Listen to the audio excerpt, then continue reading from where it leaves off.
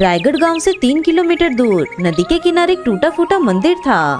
कहते हैं कभी रायगढ़ नामक गांव उस नदी के किनारे बसा हुआ था, लेकिन बार बार बाढ़ आने के चलते और नदी की दिशा बदलने की वजह से 100 साल पहले रायगढ़ नगर वर्तमान जगह पर बस गया। लेकिन वह पुराना मंदिर आज भी उस नदी के किनारे बसा हुआ है। इस मंदिर को गांव वाले भूतिया मंदिर भी कहते हैं। एक दिन बहुत तेज बारिश हो रही थी और बिजली भी चमक रही थी। गांव का मगन काम से लौट रहा था। उससे कुछ ही दूरी पर गांव का कनुआ नाई कहीं से वापस लौट रहा था। अचानक से बिजली चमकी और मंदिर का घंटा बजने की आवाज आई। हे भगवान, आज क्या अनर्थ होगा, पता नहीं, सब कुशल मंगल रखना प्रभु। तभी घंटे की आवाज और तेज होती गई। उसके सामने से कनुआ नाई उड़ता हुआ मंदिर की तरफ से गायब हो गया। ऐसा नहीं हो सकता, कनवा चाचा। थोड़ी देर में बारिश रुक गई और मगन भागता हुआ कनुआ नाई के घर पर पहुंच गया। चाची, वो मंदिर। क्या हुआ मगन, इतना घबराए हुए क्यों हो? सब मंगल तो है ना? नहीं चाची, कनवा चाचा मंदिर के घंटे की आवाज में गायब हो गए। नहीं मगन, ऐसा नहीं हो सकता, कह दो ये सत्य नहीं। चाची, मेरी आंखों के सामने चाचा मंदिर की तरफ उड़ते हुए चले गए। मुझे माफ कर दो चाची, मैं कुछ भी नहीं कर सका। धीरज रखो बहू, अब इन सब गांव वालों को पता नहीं किन पापों का फल मिल रहा है। रामू के पास जाकर, पिताजी बहुत प्यास लगी है, एक बोतल पानी लाया था, वहाँ भी दोपहर में खत्म हो गया था। जा नदी किनारे जाकर पी ले। क्या पिताजी, 1.5 किलोमीटर पानी पीने के लिए जाऊंगा? क्यों ना हम खेत में ही एक कुआं खोद लें? मेरे सपने में भी आता है कि हमारे खेत में कुआं है। चल चुपचाप अपना काम कर, जब देखो उल्टा पुल्टा बात करता रहता है, आलसी कहीं का। 1.5 किलोमीटर चलने के बजाय इनको खेत में ही कुआं चाहिए। अरे सपने में कुआं दिखता है, कल आलू भी निकलेगा। माँ देखो ना, मुझसे बोतल से पानी खेत में गिर गया, प्यास लगी है, क्यों ना हम भी अपने खेत में कुआं खोदें। सचमुच मेरे सपने में दिखता है कि अपने खेत में कुआं है। अब तो शाम हो ही गई, घर जाकर पी लेना बेटा। माँ मैं थोड़ा बिट्टू के पास जाऊंगा, तुम लोग घर चले जाना, मैं उससे मिलकर रात में लौटूंगा। रामू और कमला घर चले जाते हैं। चेतन अपने दोस्त बिट्टू से मिलने जाता है। रात में घर पर, बेटा पिताजी को थोड़ा खाना देकर आजा, रात के 9 बज गए हैं, नहीं तो वहाँ सो जाएंगे। पता नहीं ये चेतन कहाँ रह गया। लाओ माँ, मैं देकर आती हूँ। रामू के पास जाकर, पिताजी ये लीजिए आपका खाना। ठीक है बेटा, लाओ। चेतन घर लौटा या नहीं अभी तक? नहीं पापा, चेतन भैया अभी तक घर नहीं आए। तभी पुराने मंदिर के घंटे की बजने की आवाज आती है। आज वर्षों बाद पुराने मंदिर का घंटा बज रहा था। बहुत दिनों बाद आज फिर से पुराने मंदिर के घंटे बज रहे हैं। जरूर कुछ अनर्थ होने वाला है। यह चेतन न जाने कहाँ रह गया। तभी मंगला दौड़ती हुई रामू के पास आती है। अजी सुनते हो, बाहर पुराने मंदिर के घंटे बज रहे हैं, अभी तक चेतन घर नहीं लौटा। गजब हो गया, न जाने क्या होने वाला है। अरे भाग्यवान, आ जाएगा। घंटे की आवाज सुनी होगी तो वह अपने दोस्त के घर पर रुक गया होगा। काश आप कह रहे हो वैसा ही हो। अरे पिताजी, आप दोनों घंटे की आवाज सुनकर इतना घबराए हुए क्यों हो? आखिर बात क्या है उस घंटे में? उसी समय दरवाजे पर कोई दस्तक देता है। लो आ गया मेरा बेटा चेतन, भगवान का लाख लाख शुक्र है। जा बेटा, भैया आया है, दरवाजा खोल दे। सुमति दरवाजा खोलती है। अरे पंडित जी प्रणाम। हाँ बेटा, मुखिया जी के यहाँ से पूजा करवा के लौट रहा था, तभी पुराने मंदिर का घंटा बजने लगा तो मैं यहाँ आ गया। अरे पंडित जी प्रणाम, आइए आइए, अंदर आइए। बड़े दिनों बाद पुराने मंदिर का घंटा बजा है, पता नहीं किस बदनसीब की किस्मत खराब है। वैसे तुम्हारे परिवार में तो सब सुरक्षित है ना? मुंह क्यों लटका हुआ है तुम्हारा? प्रणाम पंडित जी, देखो ना, चेतन दोस्त के यहाँ गया था, अभी तक लौटा नहीं। पुराने मंदिर से घंटे की आवाज आ रही है, चिंता लगी हुई है। धीरज रखो बहू, कुछ नहीं होगा चेतन को, भगवान भला करेंगे, जहाँ होगा सुरक्षित होगा। लेकिन उस पुराने मंदिर के घंटे की आवाज से सब इतना डरे हुए क्यों हैं? मुझे कोई बताता क्यों नहीं? यह तो कोई नहीं जानता बच्ची कि मंदिर का घंटा अपने आप बजता कैसे है, लेकिन जब भी वह बजता है गांव से कोई न कोई लापता जरूर हो जाता है। इसलिए मंदिर का घंटा बजते ही सभी अपने अपने घर में घुस जाते हैं। तो इस घंटे को कोई खोलकर हटा क्यों नहीं देता? जिसने भी घंटा हटाने की कोशिश की है उसी समय उसको लकवा मार दिया। अरे लेकिन ऐसा क्यों होता है? हमारे पूर्वज बताते हैं कि सदियों पहले उस मंदिर के पुजारी की हत्या चोरों ने कर दी थी और कीमती आभूषण और मूर्ति को लेकर भाग गए। पर किसी गांव वाले ने पंडित जी की मदद नहीं की। पंडित जी ने जोर जोर से घंटा बजाया, लेकिन सर्दी के 12 बजे ठंडी रात होने के कारण कोई भी गांव वाला मदद करने के लिए नहीं गया। कहा जाता है कि उस पुजारी की आत्मा आज भी उस मंदिर में मौजूद है। जब जब पुजारी की आत्मा कुहकती है, मंदिर का घंटा बजने लगता है और गांव में से कोई ना कोई व्यक्ति गायब हो जाता है। उधर घंटा बजने से पहले चेतन अपने दोस्त के घर पर था। बिट्टू, काफी देर हो गई है, अब मैं चलता हूँ। पिताजी खाना खाते समय मुझे ही खोजते हैं। दरअसल मैं और पिताजी रात का खाना साथ में खाते हैं। ठीक है यार, तुम्हारे साथ पता ही नहीं चला कैसे समय चला गया और इतनी रात हो गई। तभी मंदिर का घंटा बजने लगता है। अरे चेतन, थोड़ी देर रुक जाओ ना यार, पुराने मंदिर का घंटा बजने लगा है, जरूर कुछ होने वाला है। नहीं यार, पहले ही काफी लेट हो चुका है, पिताजी मेरे बिना कहे ही सो जाएंगे और वैसे भी मैं इस अंधविश्वास को नहीं मानता। ठीक है, मैं चलता हूँ, 10 मिनट में घर पहुँच जाऊँगा। बिट्टू के बार बार मना करने के बावजूद चेतन वहाँ से अपने घर की ओर चल देता है।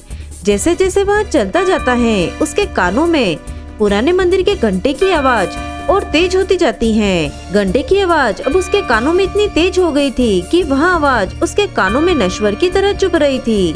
इस दौरान कब उसका पैर मंदिर की ओर चल पड़ा, उसे पता भी नहीं चला। एकाएक वह देखता है कि वह मंदिर के पास खड़ा है और वह लगातार बजे जा रहा था। वह कुछ समझ पाता इससे पहले ही घंटा उसे चुंबक की तरह खींच लेता है और घंटे के अंदर चेतन ऐसे समा जाता है जैसे घंटा कोई ब्लैक होल हो। इसके साथ घंटे की आवाज आना बंद हो जाती है। इधर रामू के घर। चलो, घंटे की आवाज तो बंद हुई, भगवान करे कहीं कोई हादसा ना हुआ हो। ठीक है रामू, अब मैं चलता हूँ। चेतन भी तुम्हारा 10-15 मिनट में आ ही जाएगा। ठीक है पंडित जी, प्रणाम। सुनो जी, टॉर्च लेकर बिट्टू के यहाँ देख कर आओ ना। घंटे की आवाज बंद हुए आधा घंटा हो गया है, चेतन अभी तक घर नहीं लौटा। तुम ठीक कह रही हो मंगला, मैं अभी जाकर बिट्टू के घर पर चेतन को देखकर आता हूँ। बेटी, जरा टॉर्च लाना तो। रामू पूरे रास्ते टॉर्च से चेतन को खोजते हुए बिट्टू के घर पहुँचा। वहाँ दरवाजा खटखटाता है। अरे अंकल, आप? चेतन तो यहाँ से आधा घंटे पहले ही चला गया, जब घंटा बज रहा था। अभी तक घर नहीं पहुँचा क्या? नहीं बेटा, चेतन अभी तक घर नहीं पहुँचा। जब पुराने मंदिर का घंटा बज रहा था तब तुमने उसे जाने क्यों दिया? अंकल, मैं बार बार उसे मना कर रहा था कि अभी मत जा, लेकिन वह बोल रहा था कि मैं अंधविश्वास में नहीं मानता। मेरे पिताजी मेरे बगैर खाना नहीं खाते और वह उसी समय चला गया। रामू और बिट्टू दोनों मिलकर चेतन को बहुत ढूंढते हैं, लेकिन चेतन कहीं नहीं मिलता। रामू के घर पर हाहाकार मच जाता है। जैसे तैसे रात गुजरती है। सुबह होते ही रामू के घर पर लोगों की भीड़ उमड़ पड़ती है। रामू भाई, मुझे अभी अभी पता चला कि घंटे की आवाज जो रात में हुई थी उसके बाद से तुम्हारा चेतन गायब है। मुझे इस बात का बहुत अफसोस है, लेकिन इसमें हम लोग कर भी क्या सकते हैं। सरपंच साहब, चेतन मेरा इकलौता बेटा था, वह पूजा पाठ अंधविश्वास को नहीं मानता था। कितनी बार उसे समझाया लेकिन वह नहीं माना। आज उसी का फल हम सब भोग रहे हैं। नियति के आगे हम सब लोग बेबस हैं। मैं जानता हूँ कि तुम्हारे ऊपर क्या बीत रहा है। हम लोग तो सिर्फ सांत्वना ही दे सकते हैं। हाँ, बेटा तो चला गया, अब सिर्फ सांत्वना ही हमारे हिस्से में बचा है। अभी वह कल ही कह रहा था कि पिताजी एक कुआं खेत में खुदवा दीजिए। मेरे सपने में आता है कि खेत में कुआं है। 2-3 दिन बाद गांव में एक दुष्ट पंडित बाबा कमलदास आते हैं। उसे पता चलता है कि रामू के घर से उसका इकलौता बेटा चेतन गायब हो गया है। वह इसी बात का फायदा उठाने की सोचता है और रामू के घर पर पहुंचता है। अलक निरंजन, घर में कोई है क्या बच्चा? बच्चा तो नहीं रहा। यह लीजिए महाराज, 1 किलो चावल स्वीकार कीजिए। नहीं माता, मैं भिक्षा मांगने नहीं आया हूँ। मुझे मालूम है कि तुम्हारा बच्चा पिछले दिनों गायब हो गया। कोई बात नहीं, हम उसे वापस ले आएंगे। महाराज की जय हो। कोई भी उपाय करे महाराज, कैसे भी मेरा बच्चा मुझसे मिलवा दीजिए। अलक निरंजन, तुम्हारा बच्चा तुम्हें जरूर मिलेगा। माता, बस थोड़ा सा दान पुण्य करना होगा। घर में जितना भी सोना है उसका त्याग करना होगा। महाराज, सोने जैसे बेटे के सामने ये नकली सोना किस काम का?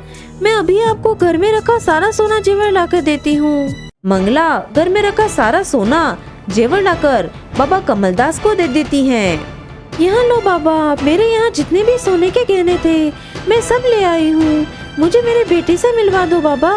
अलक निरंजन, अब चलो, हमें पुराने मंदिर चलना होगा, वहीं तुम्हारा बेटा तुमसे मिलेगा। बाबा कमलदास मंगला के परिवार को पुराने मंदिर की ओर ले चल पड़ता है। जल्दी यह बात पूरे गांव में फैल जाती है कि बाबा कमलदास चेतन को वापस लाएंगे। जिनके बच्चे या परिवार का कोई सदस्य अभी तक गायब हुए थे, सब अपने अपने घर से गहने लाकर बाबा के पास पहुंच जाते हैं। सभी एक एक करके अपने परिवारजनों के लिए गहने बाबा को दे देते हैं। जल्द ही बाबा के पास सोने के आभूषणों का भंडार लग जाता है। आप लोग शांति बनाए रखें, सभी को उनके परिजन मिल जाएंगे। अभी हम सब एक हवन करेंगे। कमलदास मास्क पहनकर हवन में कुछ भस्म फेंकता है, जिससे पूरे मंदिर परिसर में धुआं फैल जाता है और धुएं में सारे लोग बेहोश हो जाते हैं। कमलदास फौरन सारे जेवर समेटकर एक बोरे में भरकर भागने लगता है। तभी मंदिर में टंगे घंटे से एकाएक किरणें निकलती हैं और उससे कमलदास वहीं पर अपाहिज हो जाता है। थोड़ी देर बाद सभी को होश आता है। मुझे बचा लो, मैं पूरी तरह से अपाहिज हो चुका हूँ। मैंने तुम लोगों के साथ धोखा किया है।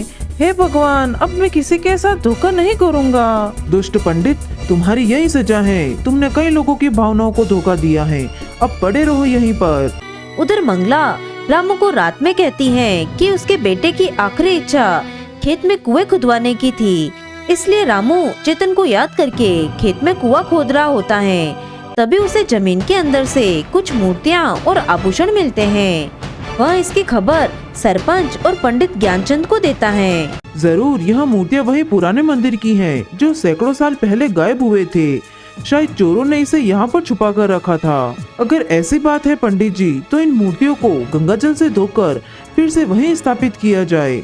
पंडित ज्ञानचंद उन मूर्तियों को फिर से पुराने मंदिर में प्रतिस्थापित करवा देता है। तभी जोर जोर से घंटा बजने लगता है। सभी लोगों में हाहाकार मचने लगता है, क्योंकि सभी आज घर से बाहर मंदिर के पास खड़े थे। तभी अचानक सुमति चिल्लाती हैं, अरे माँ देखो, घंटे में से चेतन भैया निकल कर आ रहे हैं। घंटे में से गायब हुए लोगों को निकलता हुआ सब देख रहे थे। किसी का बेटा, किसी की बहन, किसी के चाचा, किसी के दादा। अरे ओ गिरधारी, मेरे भाई, बरसों पहले तुम बिछड़ गए थे। जय हो देवी मैया की, तेरी लीला अपरंपार है। सभी लोग अपने परिजनों से मिलकर बहुत खुश थे। अरे मैं ठीक हो गया, जय हो बाबा की। हे भगवान, तेरी लीला अपरंपार है। कमलदास, भगवान ने तुझे नया जन्म दिया है, इसलिए इस जन्म में अच्छे कर्म करो। तुम इस मंदिर की देखभाल करो, यही भगवान का आदेश है। शायद आज इस मंदिर के पुजारी की आत्मा को शांति मिली होगी। मंदिर में भगवान फिर से स्थापित हो चुके हैं। इस घटना को बीते आज कई साल हो गए, लेकिन फिर कभी मंदिर का घंटा नहीं बजा।